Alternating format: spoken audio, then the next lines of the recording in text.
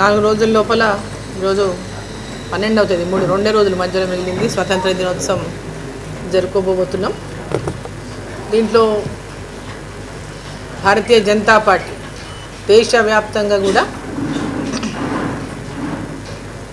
తిరంగా యాత్రను ఈరోజు నిర్వహిస్తూ ఉంది. దాంట్లో భాగంగా మహబూబ్నగర్ కూడా తిరంగా యాత్రను యువ మోర్చా మహిళా మోర్చా యొక్క నేతృత్వంలో ఇక్కడ కూడా తిరంగా యాత్రను బ్రహ్మాండంగా నిర్వహించుకొని మరి అదేవిధంగా ఎవరైతే మన మహనీయులు ఉన్నారో స్వతంత్రోద్యమంలో పాల్గొని ఈ దేశం కోసం తమ ప్రాణ త్యాగాలు చేసినటువంటి నాయకులను గౌరవించుకొని వారి విగ్రహాలను శుద్ధి చేసి అదేవిధంగా వారికి కూడా మాలలు సమర్పించుకొని గౌరవించుకునేటటువంటి ఒక కార్యక్రమాన్ని దేశవ్యాప్తంగా నిర్వహిస్తున్నట్టుగానే మన రాష్ట్రంలో కూడా అన్ని జిల్లాల్లో ఈ కార్యక్రమాన్ని ఈరోజు రోజుకొక ప్రోగ్రాంని పెట్టుకొని నిర్వహించుకోవడం జరుగుతుంది. ప్రతి ఇంటి పైన తిరంగా జెండా ఎగరాలి, మన భారతీయ జెండా ఎగరాలి. ప్రతి ఇంటి పైన భారతీయ జెండాని భారతీయ పౌరుడనే ప్రతి ఒక్కరు కూడా వారింటి పైన జెండాని ఎగరవేసుకొని మన జాతి సమైక్యతను, మన భరత జాతి యొక్క సమైక్యతను చాటాలని, దేశం పట్ల భక్తిని విద్యార్థుల్లో కూడా చిన్నప్పటి నుంచే జాతి భావం, దేశం యొక్క భక్తి భావం పెంచాలనేటటువంటి లక్ష్యంతో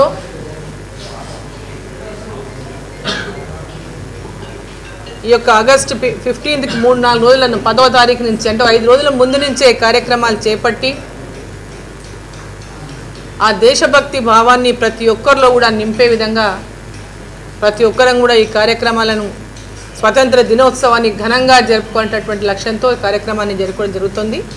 సో ఇక్కడ ఉన్న మీడియా మిత్రులందరికీ కూడా, ఇక్కడ ఉన్న ప్రతి ఒక్కరికి కూడా ప్రతి ఒక్కరూ తమ తమ ఇంటిపైన జాతీయ జెండాని ఎగరవేయాలని చెప్పి సందర్భంగా నేను కోరుతా ఉన్నాను. ఈ యొక్క మీడియా ద్వారా ప్రజలకందరికీ కూడా నేను విజ్ఞప్తి చేస్తూ ఉన్నా, ప్రతి ఇంటిపైన మన జాతీయ జెండాను ఎగరవేసి మన దేశభక్తిని చాటాలని, మన దేశం యొక్క సమైక్యతను చాటాలని చెప్పి సందర్భంగా నేను కోరుతా ఉన్నాను. అదేవిధంగా ఈరోజు రాష్ట్ర ప్రభుత్వం ఈ విషయం నెక్స్ట్ ఇష్యూకి వస్తే, రాష్ట్ర ప్రభుత్వం మొన్న వాళ్ళ బడ్జెట్ సమావేశాలు ముగిసినాయి. కేంద్రంలో బడ్జెట్ సమావేశాలు మొన్న శుక్రవారానికి ముగిసినాయి. కేంద్ర బడ్జెట్ తర్వాత రాష్ట్ర బడ్జెట్ కూడా ఇక్కడ వీళ్ళు ప్రవేశపెట్టినారు. ఇక రాష్ట్ర బడ్జెట్లో ఏదైనా కొత్తదనం ఉంటుందా అంటే ఏం కొత్తదనం కనపడలేదు. సేమ్ కేసీఆర్ లాగానే అంకెల గారడీ తప్ప దాంట్లో ఏం లేదు. అంకెల గారడీ లక్షల కోట్ల రూపాయలు బడ్జెట్ను పెట్టడమే గొప్పగా భావిస్తూ ఏ విధంగా అయితే కేసీఆర్ గతంలో వచ్చిండో అదేవిధంగా ఈ ప్రభుత్వం కూడా, ఇప్పుడు ఉన్నటువంటి ప్రభుత్వం కూడా ఆయన కంటే మేమేం తక్కువ తినలేదని 2,91,159 కోట్లతో తెలంగాణ బడ్జెట్ని ప్రవేశపెట్టారు. ఇక దీంట్లో గతంలోనే మొన్న ఒక ముటికాయలు వేసింది. గతంలో తెలంగాణ బడ్జెట్లో ఖర్చు పెట్టింది ఎంత, వాళ్ళు చెప్పింది ఎంత, ఏ విధంగా ప్రజల్ని మోసగించిండ్రు, ఏ విధంగా నిధులను ఖర్చు పెట్టకుండా మోసం చేసిండ్రు, ఏ విధంగా అడ్డగోలుగా అప్పులు చేసిండ్రు, ఈ రాష్ట్రం యొక్క ఆర్థిక పరిస్థితిని పూర్తిగా చిల్లాపల్లం చేసేసినటువంటి విషయాన్ని కూడా మనం ఈ మధ్యనే పత్రికల ద్వారా మనం అందరం కూడా చదివినాం. ఈ రాష్ట్ర ప్రభుత్వం ఏమైనా ప్రాక్టికల్గా ఉంటుందేమో అనేటటువంటి విధంగా భావించినాం. కానీ ఎలాంటి ప్రాక్టికాలిటీ కూడా వీళ్ళ దాంట్లో కనపడలేదు. వీళ్ళు వచ్చిన తర్వాతనే దాదాపు 30,000 కోట్లు అప్పు కట్టినామన్నారు. మరి ఇక్కడనేమో ప్రజలకేమో అనేక హామీలు ఇచ్చిండ్రు. తెలంగాణ రాష్ట్రం అప్పుల్లో లక్షల కోట్ల అప్పుల్లో ఉంది. వేల కోట్ల రూపాయలు అప్పులకెళ్ళి చెల్లించడానికి పోతున్నాయి. దాదాపు సంవత్సరానికి 60,000 కోట్లు. తెలంగాణ రాష్ట్రం అప్పుల్లో లక్షల కోట్ల అప్పుల్లో ఉంది. వేల కోట్ల రూపాయలు అప్పులకెళ్ళి చెల్లించడానికి పోతున్నాయి. దాదాపు సంవత్సరానికి 60,000 కోట్ల రూపాయలు అప్పులే కట్టాల్సి వస్తుందనేటటువంటి విధంగా చెప్పినటువంటి ఇప్పుడున్న ప్రభుత్వం ముఖ్యమంత్రి గారు మరి 2 లక్షల రూపాయల రుణమాఫీ విషయంలో 2 లక్షల రూపాయల రుణమాఫీ విషయంలో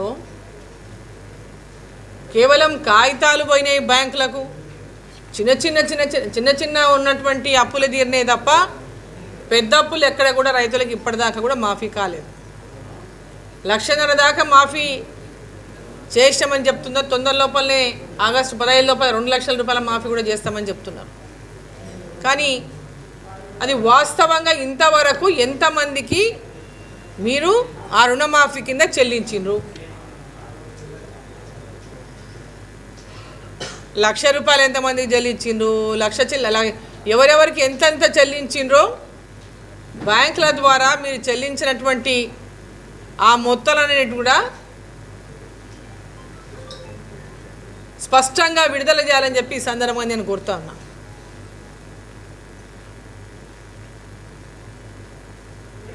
ఈరోజు రైతు బంధు అన్నారు. రైతు బంధు విషయంలో కూడా ఇప్పటిదాకా ఏ ఒక్క రైతు కూడా 15,000 రూపాయలు సంవత్సరానికి చెల్లిస్తామని చెప్పిండ్రు. ఇప్పటిదాకా ఏ ఒక్క రైతు కూడా 7,500 ఇవ్వాలి ఒక పంటకి, ఎకరాకి.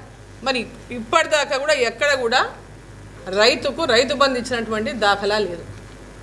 ఇప్పటికే వర్షాకాలం స్టార్ట్ అయిపోయి కూడా అంటే ఈపాటికే 3 నెలల కిందంటే చెల్లించాలి వాస్తవంగా.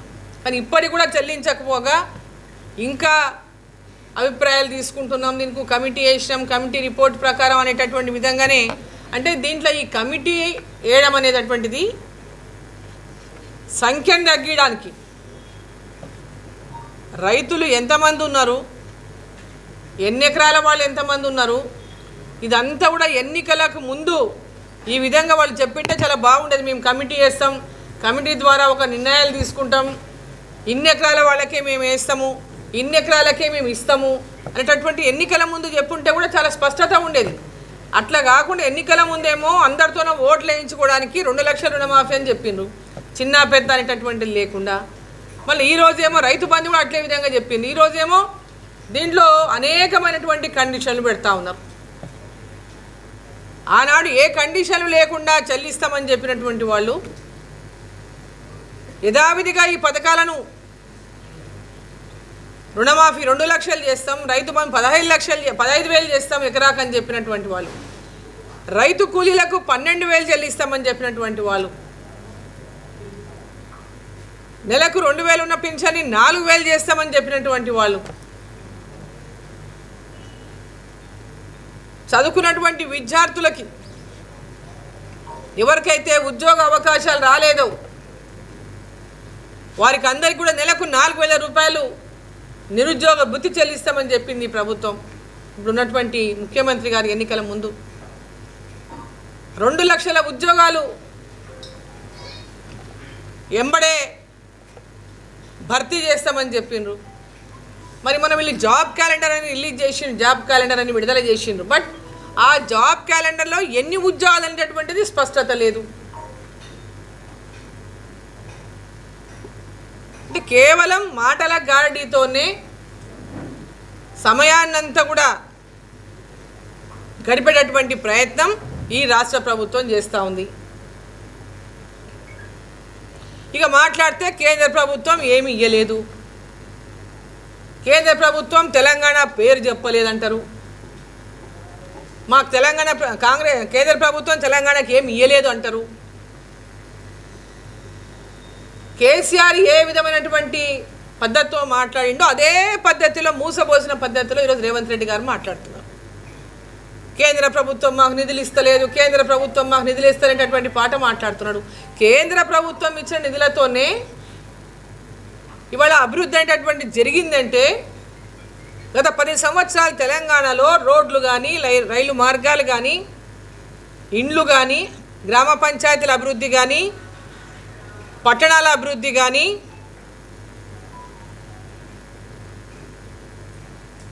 ఇతర కేంద్ర ప్రభుత్వం యొక్క రాష్ట్ర ప్రభుత్వ భాగస్వామ్యంతో నడుస్తున్నటువంటి అనేక అభివృద్ధి పథకాలు రాష్ట్ర ప్రభుత్వం నిధులు ఇవ్వకుండా వెనక్కిపోయేటటువంటి పరిస్థితి సృష్టించిందే తప్ప ఈరోజు ఇప్పుడున్నటువంటి ప్రభుత్వం కూడా అదే పాట పాడుతూ కేంద్ర ప్రభుత్వం ఏమి ఇస్తలేటటువంటి పాట పాడుతూ ప్రజల్ని కేంద్ర ప్రభుత్వం మీద వ్యతిరేకత ఏదో తెలంగాణకి ఇస్తలేరు అనేటటువంటి మాట మాట్లాడితే వీళ్ళకేదో సానుభూతి వస్తుందేమనేటువంటి ప్రయత్నం చేస్తున్నాం. కేంద్ర ప్రభుత్వం రాష్ట్ర ప్రభుత్వానికి ఏ ఏ పథకాల కింద రైలు మార్గాలు కానీ రోడ్లు మార్గాలు కానీ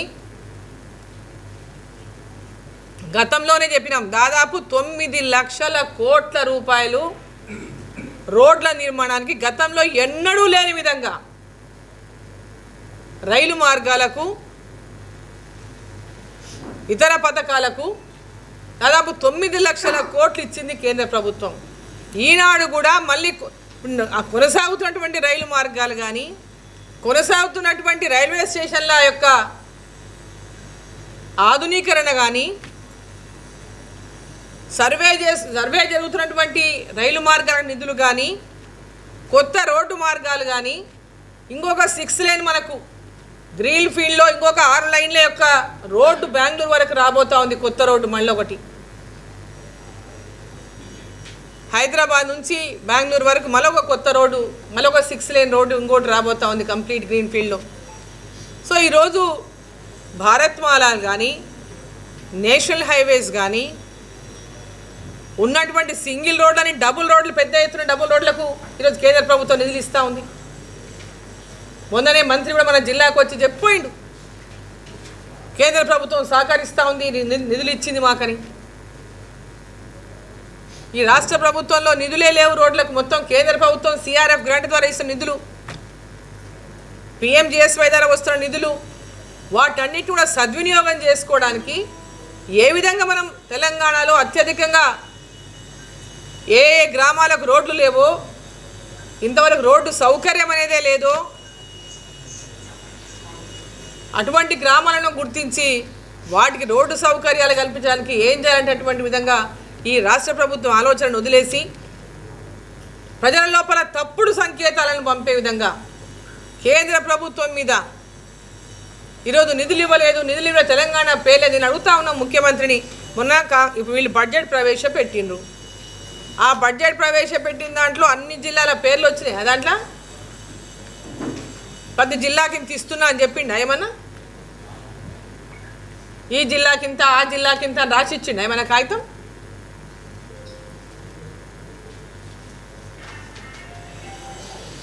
కేంద్ర ప్రభుత్వం ఆయా రాష్ట్రాల యొక్క అవసరాలని బట్టి అక్కడ ఏ పథకాల కింద రాష్ట్ర ప్రభుత్వం యొక్క ప్రపోజల్స్ని కానీ ఆ రాష్ట్రాల్లో ఉన్నటువంటి స్కూల్సా లేదా మెడికల్ కాలేజీలా లేదా హాస్పిటల్లా లేదా రోడ్లా వీటన్నిటికి వివిధ పథకాల కింద నిధులు కేంద్ర ప్రభుత్వం నుంచి మనకు శాంక్షన్ వస్తూ ఉంది. ఈరోజు అమృత్ స్కీమ్ కింద మున్సిపాలిటీలకు నిధులు వస్తూ ఉన్నాయి. ఇవాళ నారాయణపేటకి మెడికల్ కాలేజీకి గద్వాల మెడికల్ కాలేజీకి అనుమతులు వచ్చినాయి, ఇంకా మిగిలిన కాలేజీలో కూడా రాబోతున్నాయి. అన్ని రకాలుగా కేంద్ర ప్రభుత్వం సహకరిస్తున్నప్పటికీ కూడా బట్టగాల్సి మీదేసేటటువంటి రాజకీయాలు చేయడం మానుకోవాలి. ఈరోజు స్కిల్ డెవలప్మెంట్ కానీ ఈరోజు సంక్షేమం కోసమే 40,000 కోట్లు కేటాయించింది కేంద్ర ప్రభుత్వం. అంటే అది ప్రతి రాష్ట్రానికి సంక్షేమం కోసం కానీ ఒక రాష్ట్రం కోసం కాదు కదా, దేశంలో ఉన్నటువంటి అన్ని రాష్ట్రాల యొక్క సంక్షేమానికి 40,000 కోట్లు కేటాయించింది. సారీ అది కాదు, వేరే కరెక్ట్ అది సారీ అది కాదు. మొత్తం మహిళలకు కానీ బాలికలకు కానీ వాళ్ళ అంటే మహిళల కోసం పథకాల విషయంలో కానీ గర్ల్స్ కోసం సంబంధించినటువంటి కాలేజీలు కానీ వివిధ పథకాల కింద కానీ 3 లక్షల కోట్లు కేటాయించింది. 3 లక్షల కోట్లు.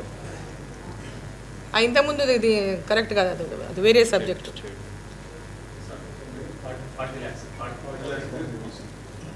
తప్పది కరెక్ట్.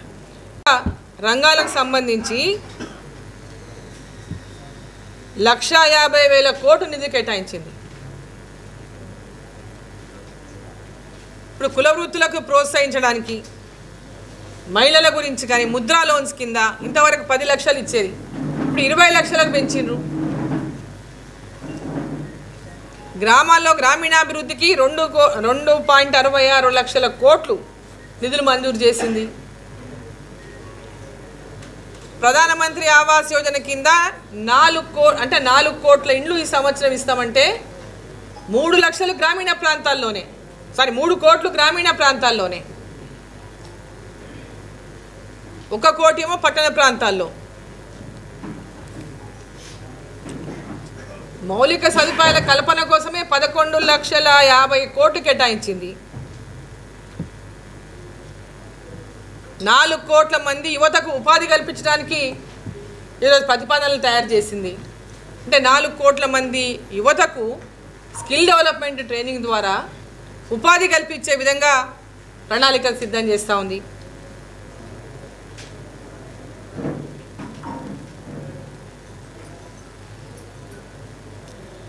ఎంతసేపు అబద్ధాలు చెప్పడం. ఇప్పుడు రైలు మార్గాలు, రోడ్డు మార్గం, మన దగ్గర ఎన్హెచ్లు ఎన్నో వస్తాయి. ఇప్పుడు చాలా ఇంకా కొత్త ప్రపోజల్స్ పెడతా ఉన్నాం. ఆ ప్రపోజల్స్ అన్నీ కూడా ఇక్కడ మన మామూనార్ జిల్లాకి ఏం అవసరం ఉన్నాయో నేను కూడా ప్రపోజల్స్ ఇస్తాం, వాటిని శాంక్షన్ చేయించుకుంటాం. రోడ్ల విషయంలో మన కృష్ణా వికారాబాద్ రైల్వే లైను దాని పనులు పూర్తి చేయించమని రైల్వే బడ్జెట్లో ఆ ప్రాజెక్టు కూడా ఉండబోతుంది. మన జిల్లాకు సంబంధించిన అనేక ప్రాజెక్టులు దాంట్లో ఉండబోతాయి. దీంట్లో ఎవరు ఏది మనం ముందుగా ప్రపోజల్ చేసి దాని మీద వెంబడే ఫాలో అప్ చేసుకుంటే వాటికి ఇప్పుడు ఈ రాష్ట్ర ప్రభుత్వంలో మన ఎగ్జాంపుల్ యూసీలే సబ్మిట్ చేయదు. కేంద్ర ప్రభుత్వం ఇచ్చిన నిధులకు యూసీలు సబ్మిట్ చేస్తే నెక్స్ట్ మనం వాళ్ళ అలొకేషన్ తీసుకునే అవకాశం ఉంటుంది. గత ప్రభుత్వం కేంద్ర ప్రభుత్వం యొక్క నిధులను కేంద్ర రాష్ట్ర ప్రభుత్వాలు ఏదైతే మ్యాచింగ్ గ్రాంట్ ఉంటుందో ఆ మ్యాచింగ్ గ్రాంట్ను సమకూర్చకుండా ఈరోజు అనేక రకాలుగా ప్రభుత్వాలు సహకరించడం లేదు. ఇక్కడ ల్యాండ్ ఇవ్వడంలో కానీ వాళ్ళు ఇవ్వాల్సినటువంటి నిధులు మ్యాచింగ్ గ్రాంట్లు కానీ అవి ఇస్తే ఏడా కేంద్ర ప్రభుత్వంకి పేరు వస్తుంది. ఈరోజు హాస్పిటల్లా, ఏరియా హాస్పిటల్లా నేషనల్ హెల్త్ మిషన్ కింద కేంద్ర ప్రభుత్వం ఇస్తూ ఉంది నిధులు, నేషనల్ రూరల్ హెల్త్ మిషన్ కింద కేంద్ర ప్రభుత్వం ఇస్తూ ఉంది నిధులు, గ్రామ పంచాయతీలకు కేంద్ర ప్రభుత్వం ఇస్తుంది నిధులు. ఇప్పుడు చెప్తా ఎగ్జాంపుల్, గ్రామాలకు మొన్న కేంద్ర ప్రభుత్వం నిధులు విడుదల చేసింది. గ్రామ పంచాయతీ అకౌంట్లలో కేంద్ర ఆర్థిక సంఘం నిధులు జమ చేసింది. అయితే ఇప్పుడు స్పెషల్ ఆఫీసర్ల ద్వారా ఈరోజు గ్రామ పంచాయతీలు నడుస్తున్నాయి. సో ఈ యొక్క నిధులను ఏం చేయాలి? గతంలో సర్పంచులు ఏం వర్కులు చేసిండ్రో ముందు ఆ పనులకు ఆ నిధులను కేటాయించి వాటిని పూర్తిగా పనిచేసినటువంటి సర్పంచులు ఎవరితో అయితే చేయించిండ్రో కాంట్రాక్టర్లు కానీ గ్రామాల్లో చిన్న చిన్న వర్కులు చేసిన వాళ్ళు ఉంటారు. అప్పులు తీసుకొచ్చి పనులు చేసి ఉంటారు. అటువంటి అప్పులు తీసుకొచ్చి పనులు చేసినటువంటి వాళ్లకు ఆ నిధులను ఇవ్వకుండా, ఆ బిల్లులు చెల్లించకుండా రాష్ట్ర ప్రభుత్వము తమ అకౌంట్లో జమ చేసుకొని గ్రామ పంచాయతీలో కార్మికుల జీతాలు చెల్లించాలని, ట్రాక్టర్ యొక్క డీజిల్ బకాయిలు చెల్లించాలని, గ్రామ పంచాయతీ ట్రాక్టర్ల లోన్లు చెల్లించమని చెప్పి ఫోర్స్ చేస్తూ ఉన్నారు. ఇప్పుడు ఈరోజు జీతాలు ఇవ్వాల్సింది ఎవరు? గ్రామ పంచాయతీల జీతాలు ఉన్న లేబర్కి జీతాలు ఇవ్వాల్సింది ఎవరు? గ్రామ పంచాయతీలో పనిచేస్తున్నటువంటి కార్మికులకు జీతాలు ఇవ్వాల్సింది రాష్ట్ర ప్రభుత్వమా కాదా? ఈ ట్రాక్టర్లకు ఏవైతే లోన్లు తీసుకున్నారో ఆ లోన్లు ఇంతకుముందు ఇప్పించిన లోన్లు రాష్ట్ర ప్రభుత్వం ఇప్పించి ఆ లోను చెల్లించమని కేంద్ర ప్రభుత్వం ఇచ్చిన నిధుల చెల్లించమని చెప్తున్నారు. ఈ మొత్తం కూడా రాష్ట్ర ప్రభుత్వం డీజిల్ ఖర్చులు కానీ ఆ యొక్క ట్రాక్టర్ల ఇన్స్టాల్మెంట్లు కానీ గ్రామ పంచాయతీ కార్మికుల జీతాలు కానీ రాష్ట్ర ప్రభుత్వమే చెల్లించాలి. వెంబడే గ్రామ పంచాయతీలో ఇంతకుముందు జరిగినటువంటి పనులు ఏవైతే చేపించిందో గతంలో సర్పంచులు ఆ పనులు చేసిన వాటికి వెంబడే ఆ బిల్లులన్నీ కూడా చెల్లించడానికి ఆ నిధులు ఉపయోగించుకోవాలి. కానీ ఈరోజు ఈ ప్రభుత్వం ఏం చేస్తూ ఉంది? నేను మీడియా ద్వారా తెలియజేస్తా ఉన్నా, ఈ రాష్ట్ర ప్రభుత్వానికి తెలియజేస్తా ఉన్నా, ఇమ్మీడియట్గా కేంద్ర ప్రభుత్వం విడుదల చేసినటువంటి నిధులు ఏవైతే ఉన్నాయో అవి గ్రామ పంచాయతీ కార్మికుల జీతాలకు కానీ డీజిల్లకు కానీ ట్రాక్టర్ల ఇన్స్టాల్మెంట్లకు కానీ మీ యొక్క రాష్ట్ర ప్రభుత్వం ద్వారా విడుదల చేయండి. ఈ వచ్చిన నిధులు గతంలో ఏవైతే పనులు చేసిండ్రో ఏవైతే పెండింగ్ బిల్లులు ఉన్నాయో ఇమ్మీడియట్గా పెండింగ్ బిల్లులకు చెల్లించాలని చెప్పి నేను మీ ద్వారా ఈ రాష్ట్ర ప్రభుత్వాన్ని ముఖ్యమంత్రిని కోరుతాను. For example Narayanpet Sainik school 2014లో మొట్టమొదటిసారిగా కేంద్రంలో నరేంద్ర మోదీ గారు ప్రధానమంత్రి అయిన తర్వాత ఆ స్కూల్ శాంక్షన్ వచ్చింది. దానికి ఇప్పటిదాకా భూమి ఇవ్వకపోవడం వల్ల ఇప్పటిదాకా పెండింగ్ ఉన్నది ఆ స్కూల్. అది ఉందా తెలియదు, పోయిందా కూడా తెలియదు ఇప్పుడు ఆ స్కూలు.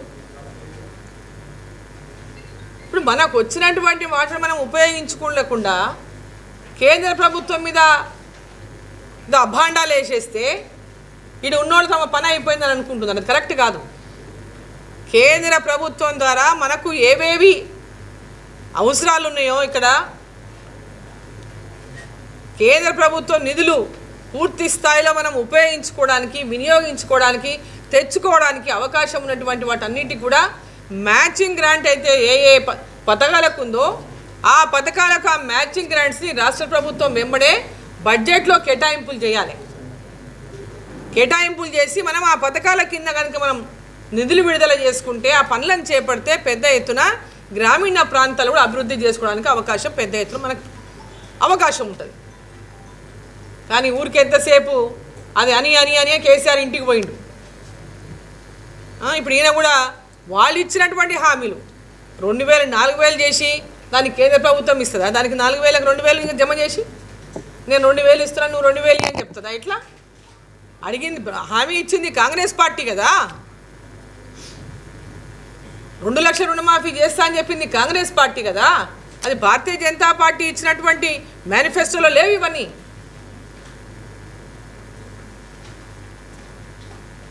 ఈరోజు పెద్ద ఎత్తున ఇండ్లకు నరేంద్ర మోదీ గారు మళ్ళీ పేదవాళ్ళకి ఇండ్లు ఇస్తున్నాడు. మరి ఆ ఇండ్లన్నింటి కూడా పూర్తి సద్వినియోగం చేసుకోవాలి. మనం పేదవాళ్ళకి ఇండ్లు శాంక్షన్ తెచ్చుకోవాలి. వెంబడే రాష్ట్ర ప్రభుత్వం కూడా వాటికి కొంత సహకారం చేస్తే పెద్ద ఎత్తున పేదవాళ్లకు గ్రామాన్ని ఇండ్లు కట్టొచ్చు.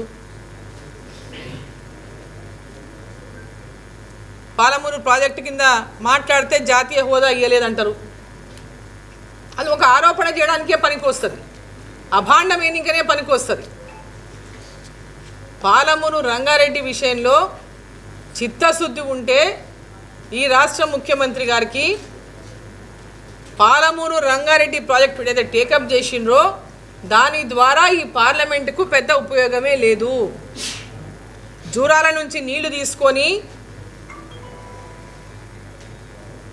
కొత్తగా ప్రాజెక్టుని డిజైన్ చేయండి 7 నియోజకవర్గాలకు నీళ్ళు ఇవ్వడానికి, అప్పుడే సాధ్యమవుతుంది. అక్కడ వాళ్ళు తీసుకునేటటువంటి 2 TMCలలో దాని నుంచి మళ్ళీ డిండికి నీళ్లు 0.5 TMC, అందులో అక్కడి నుంచి కింది నుంచి పైకి ఎత్తిపోయాలంటే అయ్యేది కాదు. సో ఇవన్నీ కూడా ప్రాక్టికల్గా ఆలోచన చేయండి. ప్రాక్టికల్గా ఆలోచన చేసి జిల్లా యొక్క అభివృద్ధి కోసం రాజకీయాలను పక్కన పెట్టి అభివృద్ధి ధ్యేయంగా, అభివృద్ధి లక్ష్యంగా పనిచేయడానికి ముందుకు రావాలని చెప్పి నేను ఈ సందర్భంగా ఈ రాష్ట్ర ముఖ్యమంత్రిని కోరుతా ఉన్నా. ఇక్కడ ఉన్నటువంటి శాసనసభ్యులను కూడా నేను కోరుతా ఉన్నా.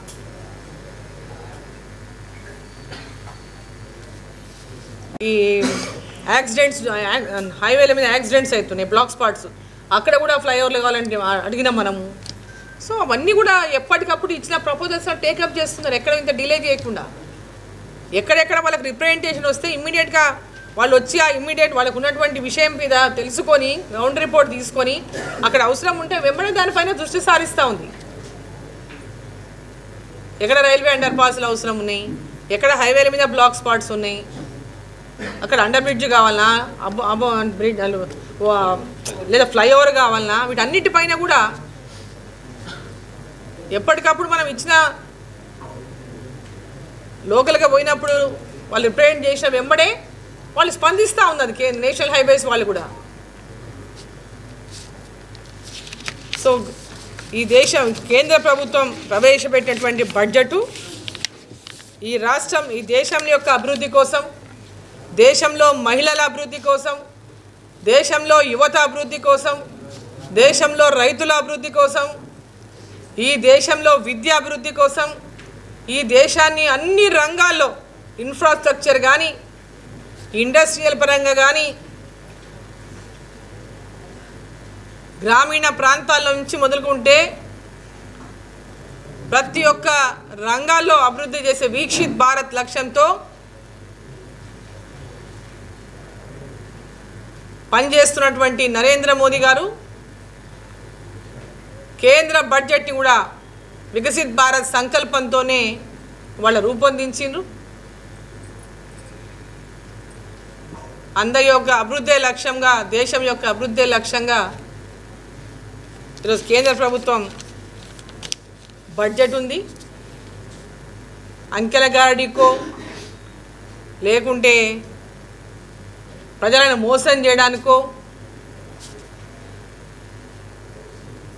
కేంద్ర బడ్జెట్లో ఎప్పుడు నరేంద్ర మోదీ గారు వచ్చినప్పటి నుంచి అటువంటి బోగస్ ప్రజలను మోసం చేసేటటువంటి విధంగా ఏనాడు కూడా చేయలేదు. కాబట్టి అందరి యొక్క అభివృద్ధి లక్ష్యంగా మరి అక్కడ బడ్జెట్ ఏ విధంగా కేంద్ర బడ్జెట్ని పెట్టారో అదేవిధంగా రాష్ట్ర బడ్జెట్ కూడా అదే లక్ష్యంతో ఉండి అదే ఒక్క వాళ్ళు పెట్టింది ఇక్కడ చూస్తున్నా నేను. ఖర్చు పెడతారా? ప్రాక్టికల్ ఉన్నదా? సంక్షేమానికి కూడా వాళ్ళు ఇవన్నీ అడిగినవన్నీ హామీలు నెరవేరిస్తే, వాళ్ళు చెప్పిన హామీలు అందరికీ కండిషన్ లేక నెరవేరిస్తే, కండిషన్ లేకుండా